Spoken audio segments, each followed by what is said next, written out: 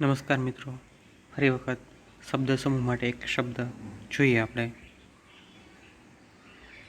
શત્રુની છુપી રીતે બાતમી જાણી લાવનાર એટલે જાસૂસ. નાટક ભજવવાની જગ્યા એટલે મંચ અથવા તો રંગમંચ. શિવના મહિમાનો સ્ત્રોત એટલે મહિમો સ્ત્રોત. માથે પહેરવાનું વસ્ત્ર એટલે શિરપાગ અથવા શિરોવસ્ત્ર અથવા પાઘડી. શસ્ત્રથી સજ્જ થયેલું એટલે શસ્ત્રસજ્જ અથવા શસ્ત્રસજ્જિત. છાતીના રક્ષણ માટેનું કવચ એટલે વક્ષસ્ત્રાણ. હથિયાર તરીકે ફૂલનો ઉપયોગ કરનાર કામદેવ એટલે પુષ્પધન્વા. ઝાડની છાલનું વસ્ત્ર એટલે વલ્કલ. ફેણધારી નાગ એટલે ફણી અથવા તો ફણીધર. વિજય મેળવવાની ઈચ્છુક અથવા વિજય મેળવીને આવેલી સેના એટલે વિજય સેના. જેના હાથ પગ બાંધેલા છે એવો એટલે બંદીવાન. પશ્ચિમ દિશા તરફ મુખવાળું એટલે પશ્ચિમાભિમુખ. પૂર્વ દિશા તરફ મુખવાળું એટલે પૂર્વાભિમુખ. એક સર્જકના સર્જન પરથી અન્ય સર્જન કરનાર એટલે અનુસર્જક. પગ વડે કરવામાં આવતો પ્રહાર એટલે પદાઘાત. મસ્તક પર ડાળીવાળી સ્ત્રીનું શિલ્પ એટલે શાલભંજિકા. સહેલાઈથી મેળવી શકાય તેવું સહજ સાધ્ય અથવા તો સુલભ. પ્રયાસથી મેળવી શકાય તેવું પ્રયાસ સાધ્ય. બાળકોને પ્રારંભિક શિક્ષણ આપવા માટેની પોથી એટલે બાળપોથી. તલ જેટલા વજનવાળું એટલે તલભાર. દૂધમાંથી દહીં બનાવવા વપરાતું દ્રવ્ય એટલે મેળવણ. પગે ચાલવાનો કાચો રસ્તો એટલે પગદંડી. ત્રણ વેદનો અભ્યાસી કે જ્ઞાતા એટલે ત્રિવેદી. જમીન પર સૂઈ આઠે અંગ થી માથું, હાથ, છાતી, પગ, જાંઘ, મન અને વાણીથી કરેલ પ્રણામ એટલે સાષ્ટાંગ પ્રણામ.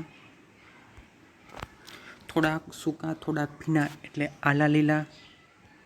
ત્રણ જાતના પાનનું તોરણ એટલે તારિયા તોરણ. જેનો પતિ હયાત હોય તેવી સ્ત્રી સોહાગણ અથવા તો સૌભાગ્યવતી. મંગલ સૂચક આકૃતિ એટલે સાથીઓ. ઉમંગમાં ઠાઠથી ધીમે ધીમે ચાલવું એટલે મલપવું. સંગ્રહ કરવાનું માનસિક વલણ એટલે પરિગ્રહ. સહન ન થઈ શકે એવું અસહ્ય. ઘરના જેવી સગવડવાળું રેલગાડીનો ખાસ ડબ્બો એટલે સલૂન. ઘરના જેવી સગવડવાળો રેલગાડીનો ખાસ ડબ્બો સલૂન. પાપના નિવારણ માટેનું તપ એટલે પ્રાયશ્ચિત. જેનું મૂલ્ય ન થઈ શકે તેવું અમૂલ્ય. પવનથી ઉડેલા વરસાદના છાંટા એટલે વાછટ. છાપરાના છેલ્લા ભાગના નળિયા જેમાંથી પાણી નીચે પડે તે એટલે નેવા. મટકું પણ માર્યા વિના એટલે અનિમેષ. રસ્તાની બાજુ પર પગે ચાલનારાઓ માટેનો રસ્તો એટલે ફૂટપાથ. પ્રયત્ન કર્યા વિના એટલે અનાયાસ. જીવનને ઉપયોગી ભાથું એટલે જીવન પાથેય. વિચારોની પરંપરા એટલે વિચાર શૃંખલા. તાલુકાનું વસૂલાત સંબંધી કામ કરનાર અમલદાર એટલે મામલતદાર. અમલદારોને છુપી રીતે અપાતી રકમ લાંચ એટલે લાંચ. સરકારને રાજ્યના કામ અંગે નાણાંની લેવડદેવડ અંગે અપાતું બાંયધરી પત્રક એટલે પ્રોમિસરી નોટ. ગામઠી મકાનના છાપરા પરનું આધારભૂત મોટું લાકડું એટલે મોભ. જેનાથી આપણે જીવન જીવવાનું બળ મળ્યા કરે તે વસ્તુ, વ્યક્તિ કે સ્થળ એટલે જીવન સ્ત્રોત. દેશી દવા મળવાનું સ્થળ એટલે ઔષધાલય. જીવનનો મહત્વનો સિદ્ધાંત એટલે જીવન સૂત્ર. બીજા ગ્રહનું નિવાસી એટલે પરગૃહી. એક ભાષાની મતલબ બીજા ભાષામાં કરનાર, બે ભાષા જાણનાર એટલે દુભાષી.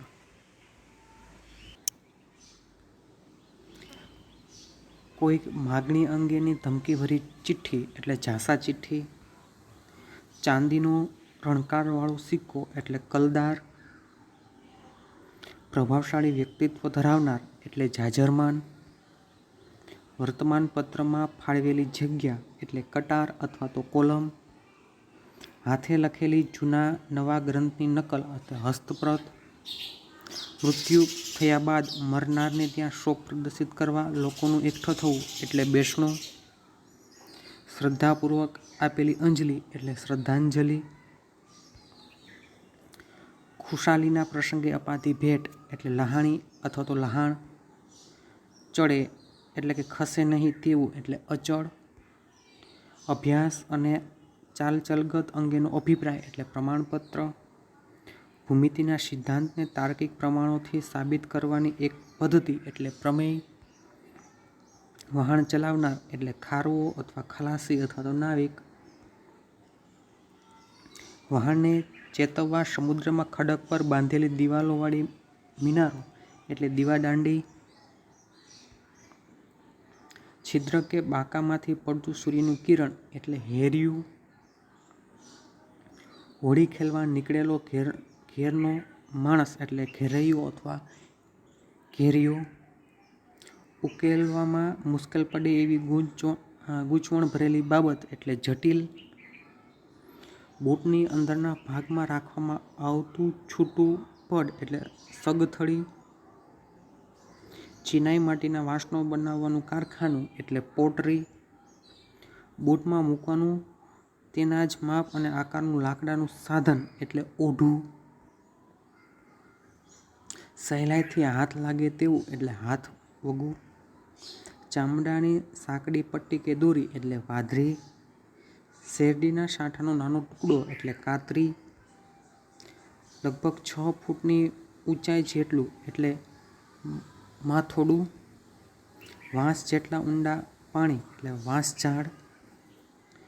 પાણીમાં આગળ ધપવા શરીરને ધકેલવું એટલે સેલારો.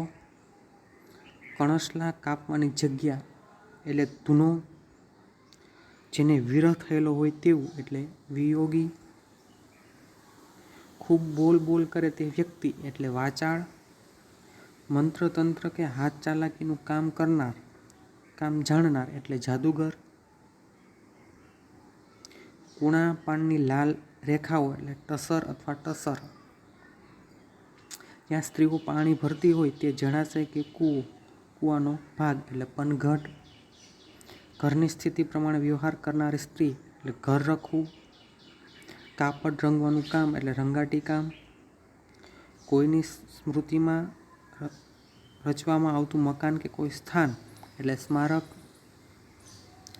ધર્મનું આચરણ કરવા માટેનું સાધન ધર્મ સાધન. કપાસના ઝીંડવા એટલે કાલા. ઈંટ પકાવવાનો ભઠ્ઠો એટલે ઈંટવાળો.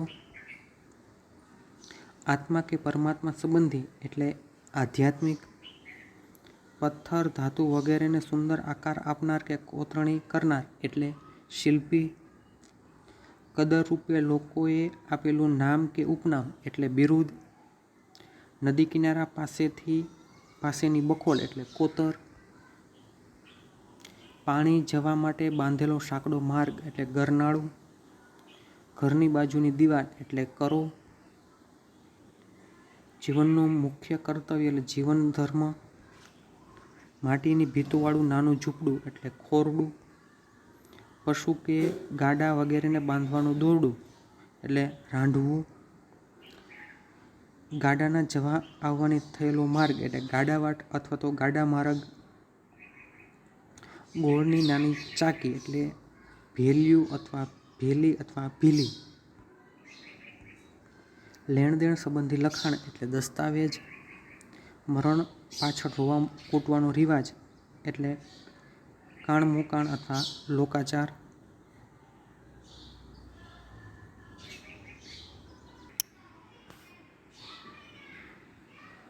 સવારનો નાસ્તો એટલે શિરામણ.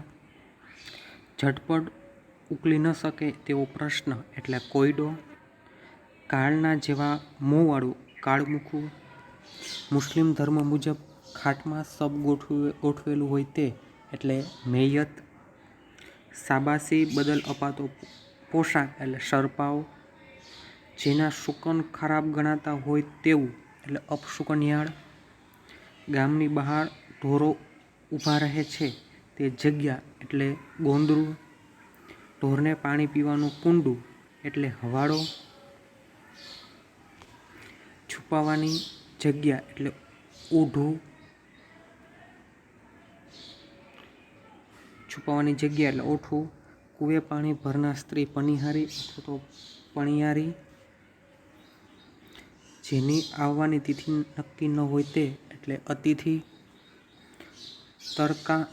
તકરારનો નિવેડો લાવવા માટેની ચર્ચા એટલે પંચાત.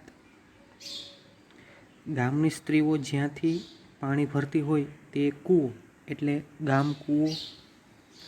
કહી શકાય નહીં તેવું એટલે અશક્ય અકથ્ય.